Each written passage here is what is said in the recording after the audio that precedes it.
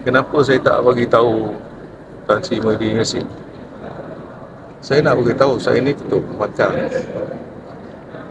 Kalau saya nak jumpa Anthony Loke,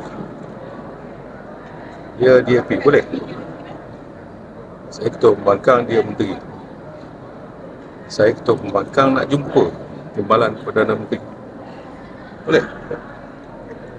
Yang dia takut ni apa? Pasal dia takut takkanlah Zahid boleh menjatuhkan dia sebagai Presiden parti.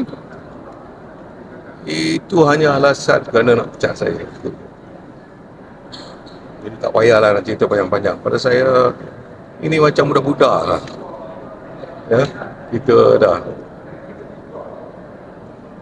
semua ni dah tua dah pun.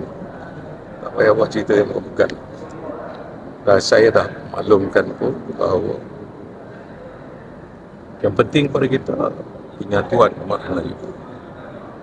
Jadi kalau saya nak jumpa sesiapa pun untuk penyatuan umat Melayu tidak menjadi kesalahan. Allah SWT yang tahu. Keikhlasan kita itu yang lebih mustahil. Kalau ada orang jumpa kerana nak selamatkan diri, itu bab lain. Saya tak. Saya hanya nak selamatkan bangsa Melayu, terutamanya atas nama perjuangan agama, bangsa dan negara. Hari itu pun ramai yang telah bertanyakan kepada saya, sebenarnya parti-parti yang ditubuhkan dalam negara kita, ada matlamat mereka. Dan kalau saya nak tubuhkan parti baru, dia mungkin memakan masa yang lebih panjang.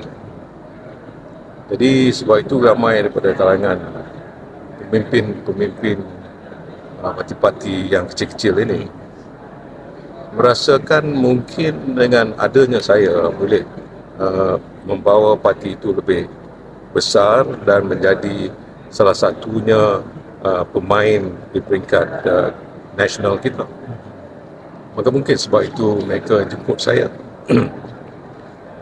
Dan saya nak maklumkan, saya bertemu bukan hanya dengan parti keluarga Malaysia, tapi saya dijemput bertemu dengan banyak parti. Dan akhirnya kita akan buat keputusan.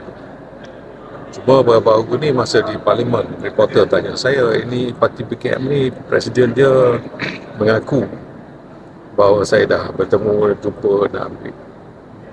Betul lah. Sebab dah sampai 90% peringkat kita berbincang. Satunya bagaimana nak menentukan supaya parti itu boleh diterima baik. Jadi kita kena tengok dari segi mengapa parti itu ditubuhkan. Parti itu mempunyai matlamat yang apakah sama dengan pendirian saya. Semua itu harus kita fikirkan. Jadi tidak payahlah terburu-buru. Dari sebab itu saya fikir dia akan makan sedikit masa. Tapi yang paling hampir sekarang ini, betul lah, yang betul-betul sangat dah duduk meja nak ubah semua satu persatu ayat-ayatnya, PKM.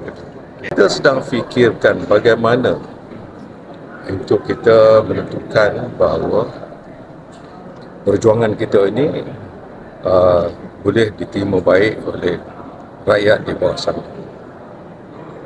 Kalau rakyat kata saya boleh kerjasama dengan PM, saya kerjasama dengan PM. Kerjasama ni macam-macam cara.